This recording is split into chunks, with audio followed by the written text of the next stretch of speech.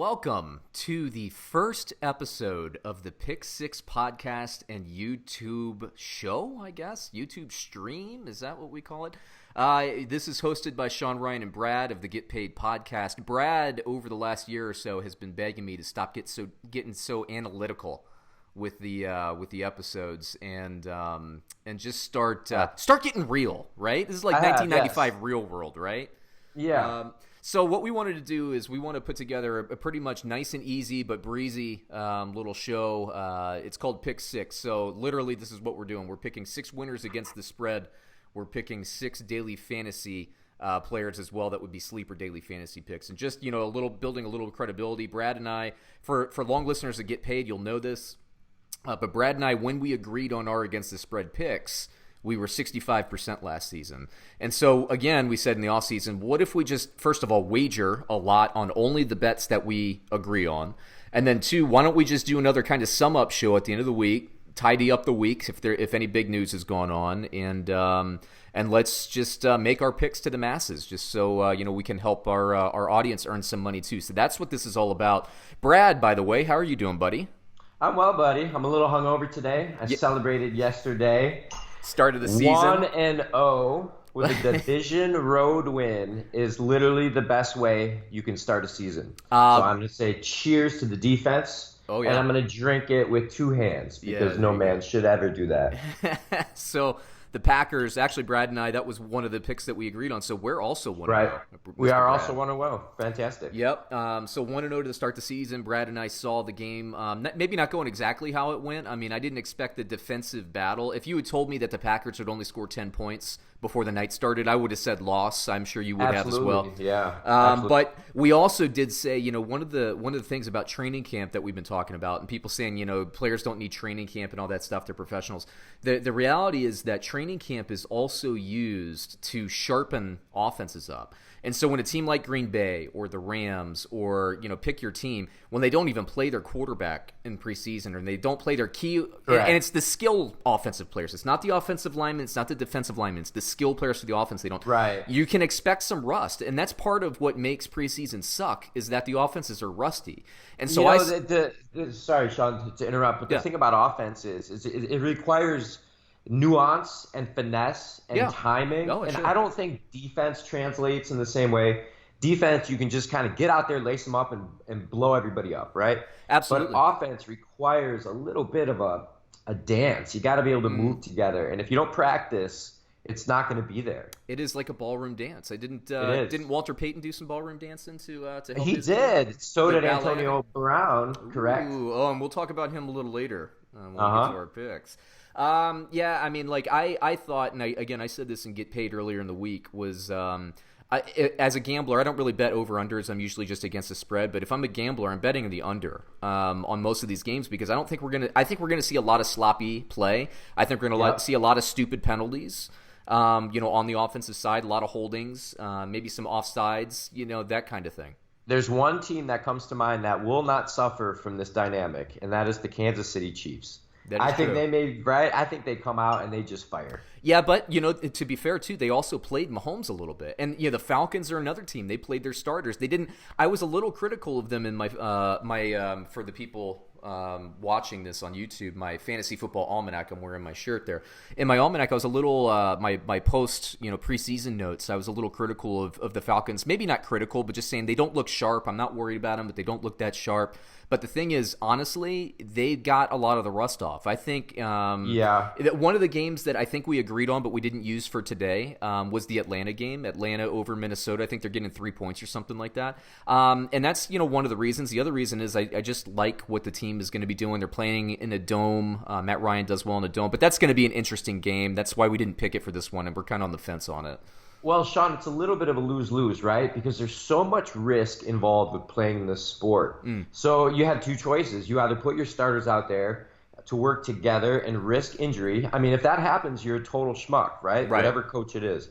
But if you don't put them out there, you're going to kind of get what we saw last night. Yeah, sure. Neither offense looked good. You'd have to anticipate that the Green Bay offense, mostly the reason was rust. But Chicago's offense, quite possibly it might be terrible. But that is true. But They Chicago just might be pretty bad. But Chicago also rested a lot of their starters, which another thing I was surprised on. Like, to me and you, Brad, when we were talking, to the two of us, it was pretty obvious that the Green Bay Packers were going to win this game, right? As obvious as a bet could be. Like, I felt as good about it. It was safe. Yeah, it was, and we were in the minority there. Green Bay, in my opinion, is the better team coming into this. And I know they had new offenses, like a new offensive system and all that, but to basically be getting 3 points in that situation, Aaron Rodgers 3 points over Trubisky, you got to like that matchup. And I was surprised at the spread. I thought it'd be an even pick. Yep. Maybe Green Bay 1 point undies. Yep. Yeah. I mean, do you think that the Green Bay defense has evolved to be that good in such a short time period? I think it's a combination. They always Chicago being a little shaky. They say a lot of times, like if you read like the beat reporters and everything early in camp, the first week or 2 weeks of camp, they'll say, the offense isn't looking sharp yet. The defense is ahead of the offense, and it usually takes a little while for the offense to catch up to the defense, and that's just a normal thing. And I do think it's a combination though, and I've always really liked Mike Patton. And so when everybody's favorite Canadian hockey goalie took over the Lafleur took over the Packers, I was really happy for the Packers that they kept Pettine, because I think he was an underrated defensive coordinator. I think the narrative on Pettine was that he was Rex Ryan's kind of, I don't know, he was carrying Rex Ryan's jockstrap with the Jets and everything, and then he went to the Buffalo Bills and all that. But people forget that Mike Pettine won games with Johnny Manziel at quarterback in Cleveland as a head coach. Like, that guy can coach. And, the Redskins had an opportunity to hire him. They didn't. A few teams had an opportunity to hire him. They didn't. I liked his energy. I just think he's a good defensive coach. So I'm interested to see, what is this, year 2 of that, this defensive scheme? I'm really interested to see if they blossom. My bet is that they will. And I know Green Bay also added some talent in the draft. Yep. So for the past couple years. And this is all, and then the emphasis on trying to establish the run. Those are two big reasons I like Green Bay, because in theory that should take some of the heat off of Aaron Rodgers and let him do what he can do. Now, last night, they couldn't get anything going in the run. I know that, but it's also Chicago's defense. So I'm not too put off. I will say this: is that Khalil Mack, man, boy, is he something else. Yeah. He is worth every penny that they give him. Yeah. He's just like a total game changer. And another thing, man, I had my neighbor over last night for the game. He's from Wisconsin as well. And he was saying the same thing. We need to get running the game, run the ball. I don't know, man. I think that's like a 1995 mentality. I think now the pass sets up the run. I don't know. I've just never been more over running backs and having the running game to win mentality as I have been. Well, I think I agree, but I also disagree. I think that you need to have the threat of a run to really get the most out of your passing game. Just even as much as a threat makes it effective. Yeah, right. like, you remember that Super Bowl that was the Patriots, Tom Brady's first Super Bowl win against the Rams, and Mike Martz. I mean, Bill Belichick he was playing 2 defensive linemen in some of that game, just daring Martz to run the ball. And if they went to the run, the Rams would have won that game. You have Marshall Faulk running that ball, but they just wanted to pass. And so, Belichick, smart defensive guys, like a Pettine or like a Pagano in Chicago or whatever, they're trying to take one aspect of the game away to make a team one-dimensional. That's actually why, again, we're not going to talk about it this week, but that's why I like New Orleans this week, and you like Houston. I like New Orleans because I think New Orleans is going to be able to shut down the run against Houston, make Deshaun Watson try to beat them with an offensive line that has kind of been shaky. I know they just added Tunsil, but that's just an example of that. Quickly, Brett, I want to get to the 6 daily fantasy sleepers, or budget plays, whatever the heck you guys want to call them. I want to give you my top 6 this week in terms of bang for the buck budget players. The first is Kirk Cousins. At $5,500 on DraftKings. I'm a DraftKings player, guys. Sorry, I don't really check FanDuel because I don't like some of the stuff that they do. It's a personal preference. DraftKings isn't a sponsor or anything like that. It would be sweet, though, if they were a sponsor of the first ever show, though, wouldn't it be? That would have been awesome. Soon enough, brother. Soon enough. But so Kirk Cousins, I like him. I like the matchup against Atlanta's defense. I think this is one of the few games that probably will be close to the over. I like Minnesota's defense. I don't like Atlanta's defense. The reason I like Atlanta in that game is because I think Atlanta's offense is going to take a step forward. But Kirk Cousins, he's going to have Dalvin Cook out of the backfield. I think he's going to throw the ball. Yes, I know Minnesota wants to run the ball. They have Gary Kubiak there as a consultant now, which is really cool. I think the run game is going to be great. I think, by the way, Dalvin Cook, I didn't add to Vikings on this, but I think Dalvin Cook will have a very nice week as well. But yeah, I mean, Kirk Cousins, I think he's going to have quite a nice game with Diggs and Thielen there, so he'll be fine. Number 2 on my list is Austin Eckler, Brad. I think, and we're going to be talking about the Chargers a little bit. I think this, I was going to say San Diego, the Los Angeles Chargers. I know, it almost got me. We got to start putting money into a pot. I know, every time, right? And everybody like gets a swear it. jar. Yeah. It's like the Skins game, but it's the Los Angeles for San Diego. Yeah, Chargers. it's a version of a swear jar. We're doing it. Sounds good. I like Eckler. I think they're going to be able to run the ball. I know Colin Cowherd, you and I were talking before the show. Cowherd, he is actually picking the Colts, and I like what the Colts are doing. But my analytics that I do, my algorithms were a little hung up. I was a little hung up, but you felt pretty strongly about the Chargers. You want to talk about that game and why you just think that they're going to match up well? Yeah, your best player, the leader of your franchise for arguably the next decade, just up and quits, and it's like, I don't know how you recover from that, especially in week 1, man. I think they're just all going to be a little clueless. I mean, I think it's a safe assumption that they're just going to be too shell-shocked to perform well. Sure. And the Chargers, man, they don't mess around. I think if there's 2 teams that are not going to skip a beat week 1 offensively, I think one would be Kansas City, and I think the other would be San Diego. Yeah, San Diego. I win the money. Oh my God! I get the money. I know it's so hard. $5. We're turning into that old group now. We're old, man. Yeah, so we can't adjust and we can't change. Yeah. Colin Cowherd, I know he was talking about he was suspect with the offensive line, but I know they like Okung is out with that crazy embolism issue and all that stuff. But Eckler, man, he produced when he played last year. Gordon has been hurt, banged up, in the last couple of years. Eckler is going to do well, and he's sitting at right now at DraftKings at $5,500 to get a starting caliber running back who can run and catch.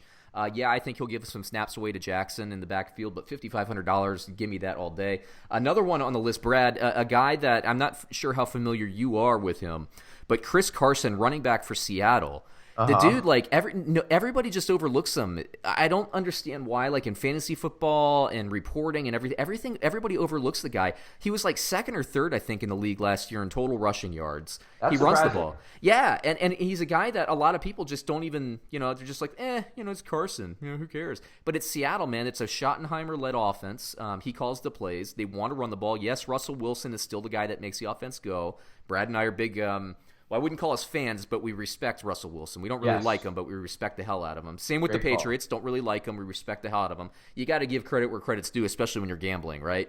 Look, when it comes to your money, $5,700 for a guy who's going to tote the rock as much as Carson's going to be. I don't think he's going to give a ton of snaps away to Rashad Penny. I think that's a good buy.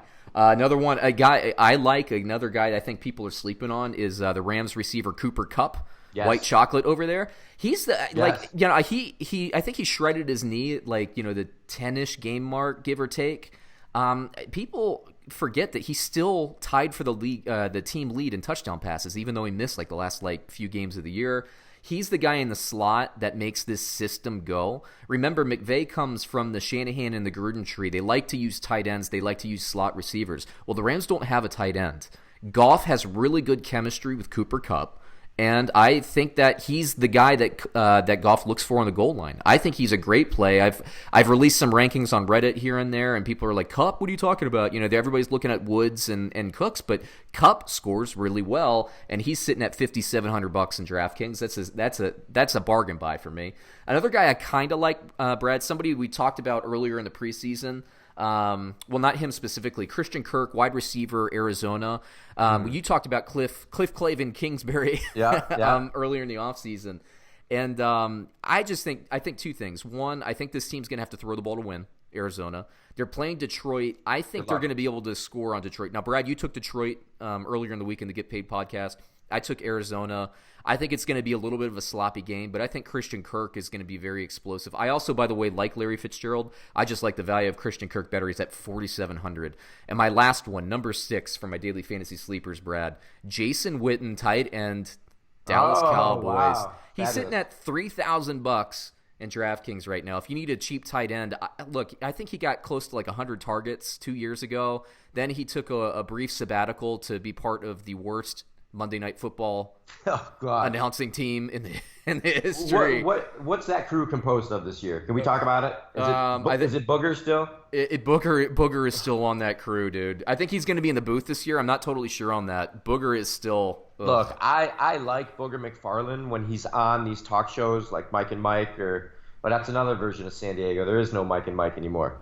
But right. I enjoy him in that capacity. But on Monday Night Football, man, it's so brutal. Yeah, and as we talked about, one of the things that ESPN did was they put him on basically this large monstrosity that would be up in front of the front row of the fans. They would sit him up, and so you're like a season ticket holder. You go into a nationally televised Monday Night Football game. You gotta like stare at Booger McFarland. Get out of there! Like on his yeah, like rolling ridiculous. It's so stupid. So stupid. Oh my goodness. Well, Brad, let's get into the picks now. Okay. The 6 that we picked, our pick 6, and then we actually agreed on quite a bit this week, which isn't totally like us, but since we agreed on it in 6, we were 65%. If the listening audience would want to throw $5 or if you're a higher roller, that's cool with that. Brad and I are going to be wagering, I think, what is it, $100 a week we said on these picks, so we'll be tracking our progress throughout the season as well. But we may as well just talk about that first game because we already teased it a little bit. The Chargers versus the Colts. We're both on the Chargers. I don't really think we have to go into too much more detail about them now because of what we talked about. But, my thing is, look, I like Brissett. I don't think the sky is falling there. But Brad, to your point, it's hard to rebound from that. 2 weeks ago, the leader of your franchise, a Hall of Fame talent, as we talked about, not a Hall of Fame player. He's not going to get in the Hall of Fame unless he comes back and finishes his career out. That's tough, man. So how can that Indianapolis coaching staff get them charged up for the game? I don't know, man. I don't know. It's going to be tough, right? Just motivation-wise, I don't know. I think it's going to be an emotional struggle. And, maybe I'm a little bit of a victim of the fact that I don't know Jacoby Brissett very well. I don't know what type of guy he is. I don't know what his pedigree is, how well he's played in the past.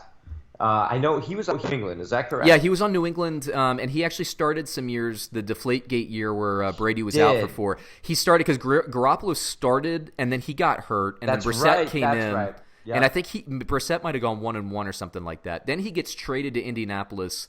The first year, Luck had the issue with the shoulder. He started 15 games that season and went for like 4-11. But he was like a 58% passer, which is better than Jared Goff's first year as a passer. And he had like a close to a 2-to-1 touchdown to interception ratio. That's why I say I don't think the sky's falling. And the one thing I'll also say is that Colts team that he had was really devoid of talent. This new regime, the new GM, I think it's Ballard. He's been adding players, building the offensive line. They have a good run game. I like Marlon Mack. I like the Colts. I still think that they have a fighter's, a puncher's chance in the AFC South as well. But I just and I like Frank Reich a lot. I respect the heck out of him. But I see your point, man. And I just really like the Chargers. I like their defense. Phillip Rivers, I think, is maybe the most underrated player in our generation, Brad, coming up. I agree. I think he is like a Hall of Fame caliber player. I think he's going to struggle to get in. I see Drew Brees the same as Phillip Rivers. Yeah. To me, they're the same guy, and for some reason, Brees gets put above him. But I've seen Rivers do some phenomenal things for a long time now. Tough guy, great leader. This is the second cycle that he's been able to build. They've gone through the rebuild with him. Loyal guy to Southern California, not San Diego, but the Los Angeles area. He's local to the organization, or I'm say loyal to the organization there. Look, man, I like it. I like the value there, even though it's and the line actually came down since we last talked about it, Brad. I think it's I think it's closer to 6 or 6.5. But either way, a touchdown covers it. I think they can do it. This is the one that makes me probably the most uneasy out of our picks, just because my analytics, my algorithm. But we picked 6. But keep in mind, we agreed on 9, and this made the 6. So there you go. Let's move it on. Why don't we talk about Kansas City, Jacksonville? Because I don't think it's going to take too long to sum up for our listeners. They have the Kansas City helmet. I have the Jacksonville helmet. Yeah, man, I like this game. I find it to be a very interesting game. I think that Jacksonville's defense is going to return to form this year, not only because they're just so talented that they can. But I was telling you, man, I watch all the preseason games start to finish. Their backup defense, their second, third, fourth stringers are just so much faster than all of the second, third, fourth team. I mean, they just have depth, right? And the Foles factor, him be able to convert more third downs, keep the defense fresher, I think that's going to be a big thing. But I just don't see – it's like the unstoppable force against the unmovable object. It's Kansas City is just so talented. As fast as Jacksonville's defense is, I think Kansas City's offense is faster. But Why don't you talk about that for a little while? Like I said, man, I think that Kansas City just comes out humming. Yeah. I don't think there's a defense that could keep them down. I think the only way they can be beat is if it's a shootout, much like last year's game of the year. What was that? It was the Rams. Yeah. It was the Rams, Chiefs, right? And Jared Goff went toe-to-toe with them. And I think that's what needs to be done. And I don't think that Nick Foles on the Jaguars is in the first game. In the first game, I mean, let's just say it out loud. Like that doesn't sound right to me at all. So I think they cover easy. Yep, I agree. Easy. I agree. And 4 points is a tight spread. I know it's in Jacksonville. And Brad, we're actually Road Warriors this week. I'm not sure if our top 6 we have a single home team. You're right. It's wild, but Kansas City, they're just phenomenal. And one of the things I really liked, I think an underrated move, and it disturbs some people in the fantasy circles, is LaShawn McCoy coming over, knows that system really well. And I still think Damian Williams is the starter there, but he'll be able to make that. Like, I think he's the best backup running back Kansas City has had in quite some time. And if not, if he ends up starting, then Damian Williams is the best backup running back they've had since, I guess, last year when Damian Williams was backing up Kareem Hunt to start the year. And then another guy I like is Mecole Hardman. Mecole, I don't know. Mukol, I don't know. But Hardman there, I think he's going to be the opposite starter of Tyreek Hill by the end of the year. I think he's going to overtake Sammy Watkins. He is so fast. He's like the clone of Tyreek Hill, maybe without the off-the-field issues, but or maybe with him. I really have no idea about the guy, but the dude is fast. He's ascending. He looks so good against kind of second teamers. He'll get some opportunities. We'll see him in week 1. I would not be shocked to see him pull in like a 50-yard touchdown pass or something like that, because he flies. He's like a young Deshaun Jackson, Brad. He's like fast. Love Deshaun Jackson. Love him. Let's move it on. Next game, Brad. We have Tennessee +6 at Cleveland. We're taking Cleveland, or I'm sorry, we're taking Tennessee here. We're taking Tennessee. As much shit pick of the week. As much shit as we have talked about Tennessee throughout the season. To just kind of sum up and punch in what we said on the Get Paid podcast, which, by the way, if you're not a subscriber of it, there will be a link in the show notes below. It's on Apple iTunes. We're on the Underdog Podcast Network, obviously also on Underdog TV here. But it's wild, man. Like the Titans, I think, just play everybody so tough. Right. And what we don't like about the Titans is we're just not big believers in Mariota. At this point, the dude he's a 15 touchdown, 10 interception type quarterback. This is like a quarterback that Newt Rockne would love to have, right?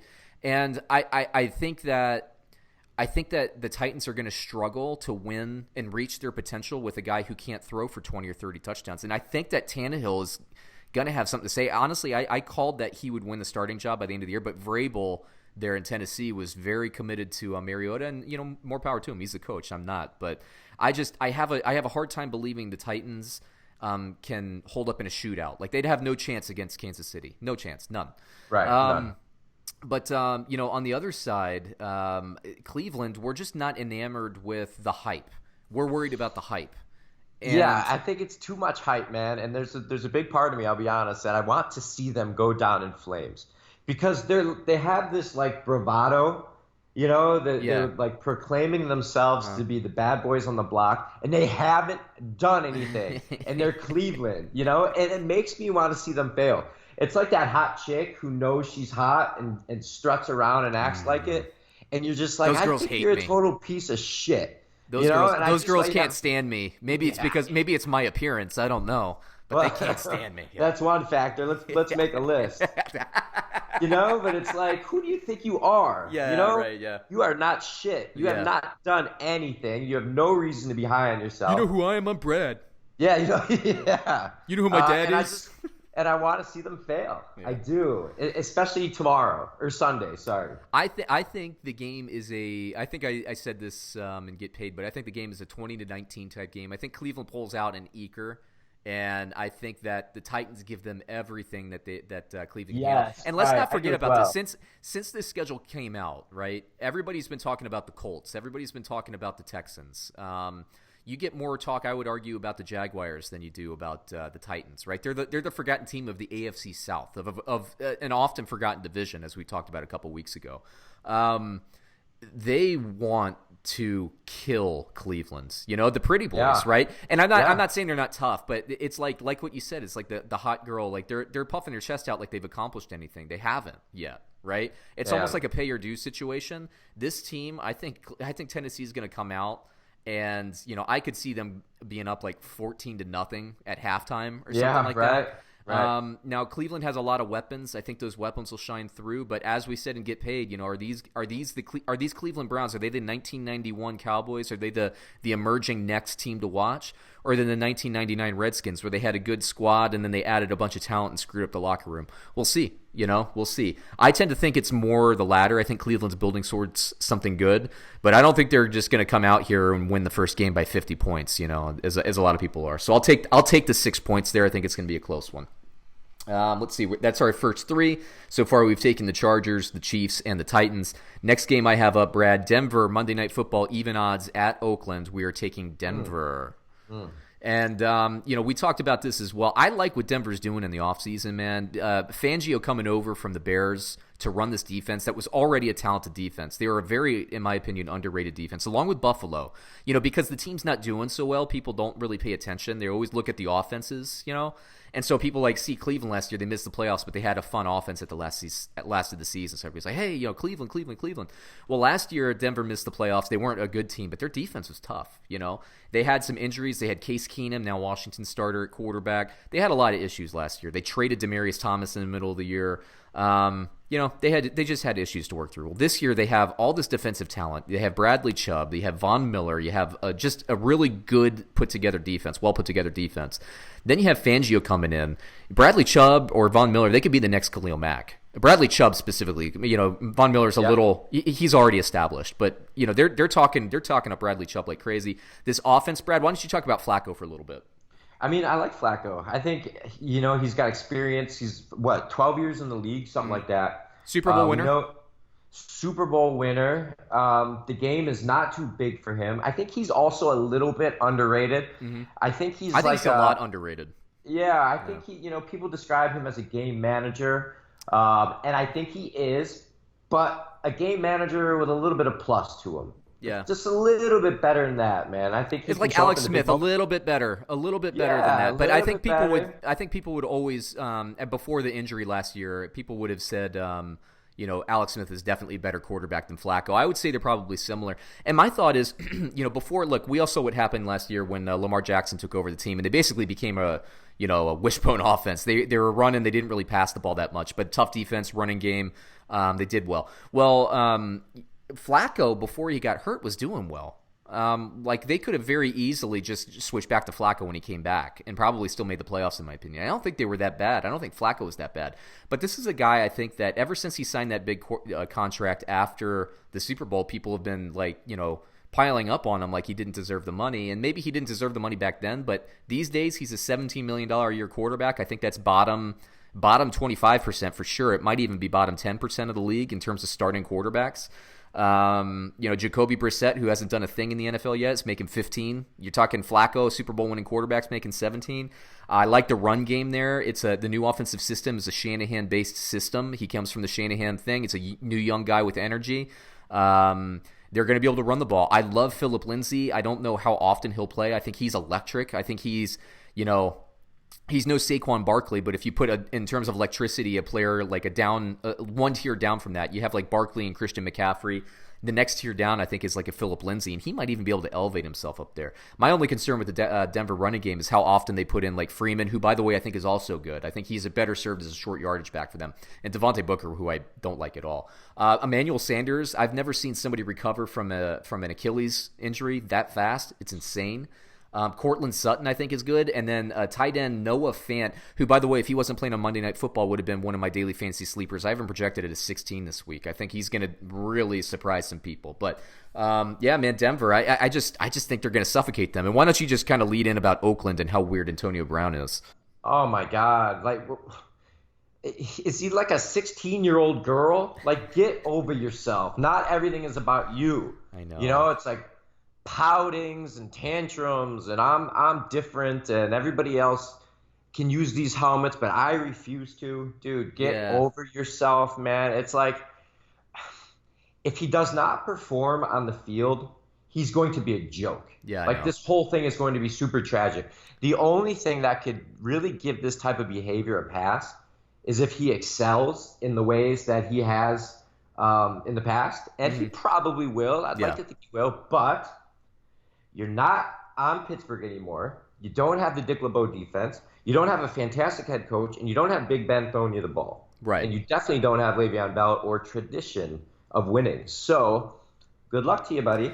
I know, man. And so I don't know if he saw, I was catching up on Coward earlier in the week, but there was a tweet where he came out and he claimed that his whole helmet holdout thing was a ruse and he was doing it just to get a sponsorship deal, which just kind of makes it even worse. Either way, either side of that is bad. One, you're either holding out and kind of like not coming in and you know, letting your employer down and your teammates down and all that by not coming in so you can get, you know, some money. The other side of that is I think he makes it up. You know, I don't believe it. I think he just happened to get it. But then, you know, Brad, so after like, you know, the fines and he has a blow up with Mayock and gets suspended and all that, now he's coming out with the apology and all that stuff. Well, you know why he's apologizing is because Albert Breer reported that if the Raiders suspend him for conduct detrimental to the team, which was because he called Mayock a cracker and cussed him out and all that stuff. If the Raiders suspend him for conduct detrimental to the team, they can void his entire guaranteed money from this contract. All the stuff that he was holding out for from Pittsburgh, right? He can get it voided. What is he doing? Like, what conduct was it? Did that come out yet? No, he cussed Mayock out. After the letter, he confronted him at practice. Okay. Mayock walked away from the situation. And it was just it was a stupid altercation. I'm not going to sit here and say that he's a bad person. He's probably a really great guy. He seems like a good dude. He seems like a good, well, he's not a great teammate, is he? You know, he pouts and blows things up. I guess it depends on if he's getting the ball, right? Yeah, but he's that type of guy. But I think people like him. And, but that doesn't mean he's not extremely immature, you know? Right. And it's just like, he's like the Instagram of the NFL. He's one of these guys. He's always got to be seen. He's always got to be heard. It's a very 14-year-old mentality. Yeah. Yep. And it's embarrassing. It is embarrassing. It's like get a hold of your emotions. Mm-hmm. Like calm the F down. Get a hold of your emotions. And just play the best you can, man. That's what you're there to do. You know, if they did not get Antonio Brown, and first of all, or secondly or thirdly or wherever we're at this point, what did the Raiders think they were getting with this trade? Right. Why would they have made the deal? Why would they have made that contract? Why? Yeah, okay. But, in their defense, I didn't think it would be this bad so soon. So soon. I thought by the end of the season. By the end of the season, not before the season, but I did think by the end of the season, yeah. They haven't even played a game yet. And he's been there how long now, Sean? Like 8 weeks? About? Something like that?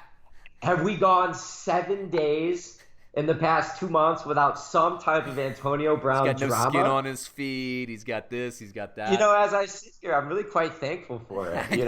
My world is less boring because of Antonio Brown. All of our Raiders fans are just like, because they know it. You feel the feel in the bottom of their stomach because you know how it is as like a fan. You're like, oh, the move could work. It's like you're dating somebody who's like cheated on every boyfriend that she's ever had or he's ever had. Oh, it's gonna work. It's gonna work. And I'm gonna be different. Yeah. Yeah. We're gonna put the situation in place to make it better.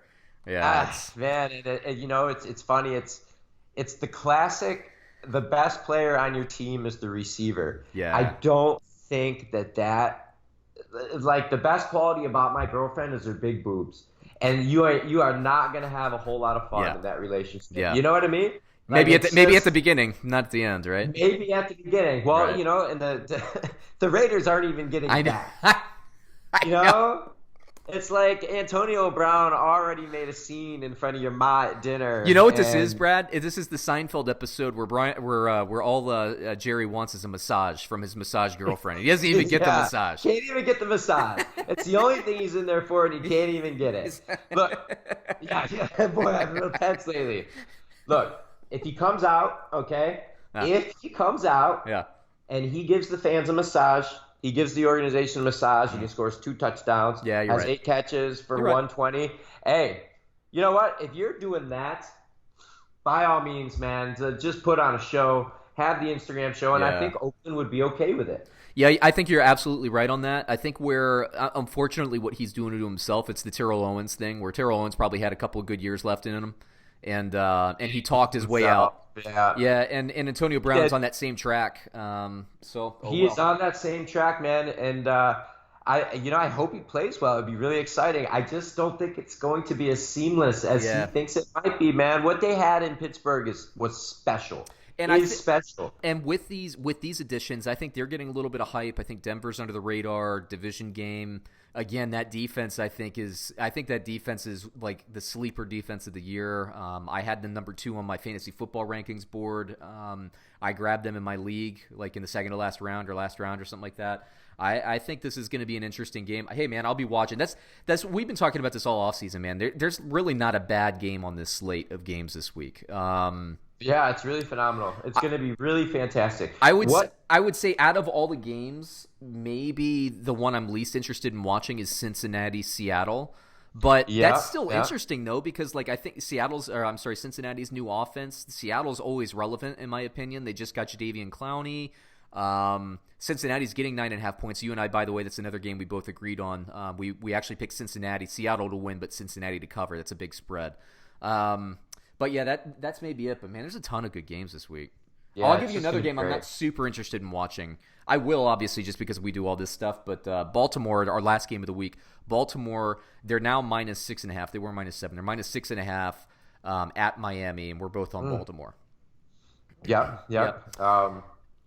I don't really know what to say about this. Again, for listeners of the Get Paid podcast, we've been bound in this drum. Baltimore, like Seattle, what I just said, is just always relevant. They always have a tough defense. The defense looks just as tough. They're well coached, in my opinion. They play sound football. They're not a stupid team. I love the change at offensive coordinator, Greg Roman coming in there, taking over play calling for Lamar Jackson. I think that this team will be able to run the ball. Lamar Jackson actually looked better as a passer, which is a huge deal. I thought this would be more of the same that we saw last year, but they do look to be trying to evolve him a little more, which you have to do. My big question mark on this team has been Lamar Jackson. Can he stay healthy for a full 16 games? But Brad, you like the Ravens too, right, buddy? I do like the Ravens, yeah. I like Lamar Jackson, I think, a little bit better than others. I think he shows a lot of potential. I would like it if he ran less.